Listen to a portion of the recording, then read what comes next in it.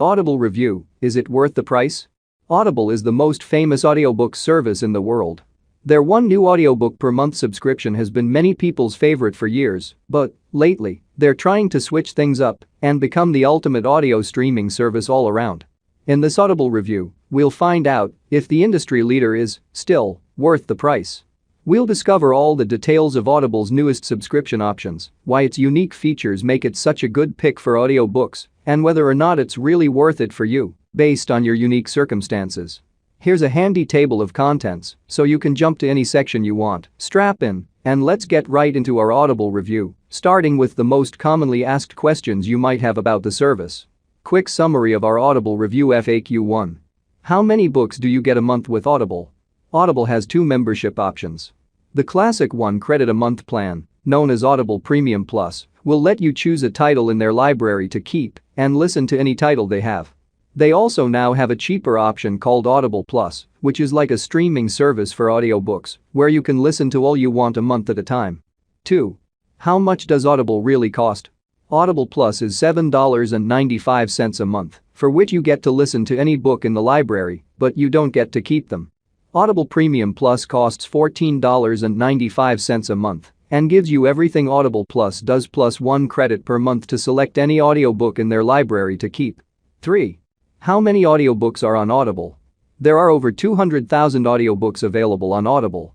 I've been using it for years and have yet to find that it doesn't have one of my favorites.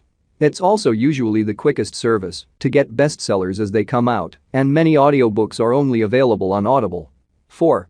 Is Audible free with Prime? Audible is not free with an Amazon Prime membership. However, if you choose to get a free trial of Audible Premium Plus, then you get to select 2 audiobooks to keep instead of just 1. 5. Can I get Audible for free? You can try Audible for free for 30 days. Then, your subscription will renew monthly depending on which plan you chose. If you subscribe to Audible Premium Plus, you'll get at least 1 audiobook to keep even after the free trial is over. For those who purchase Audible Plus, you can listen to any audiobook in their library for free for 30 days. 6. Do I need a subscription for Audible? You do not need a subscription for Audible to keep the books you've purchased or received as part of a free trial. Without a subscription, however, you will not be able to listen to unlimited audiobooks in their library or use credits to purchase audiobooks. 7. Can I still listen to Audible if I cancel my subscription? If you cancel your Audible subscription, you still get to keep the books that you've received as part of a free trial or purchased with credits or otherwise. I've gone through times when I don't have an active Audible subscription and I can still listen to any book in my library all I want. Pros and cons of Audible. Audible has got to be the most popular audiobook service out there. And for good reason too. We've certainly enjoyed using it. Let's get into why it's so great and also look at what cons there are to Audible as well. Most of these only apply to an Audible subscription and do not refer to the free trial or non-subscription use of it. Pros of using Audible. 1. You get to listen to any audiobook in the included library, no matter which subscription you purchase. Remember earlier how we said it's kind of like a streaming service for audiobooks? That's what we're talking about here. Unlimited access to all the audiobooks you want. You can listen to 10 books a month if you feel so inclined. 2. The selection on Audible is absolutely unbeatable.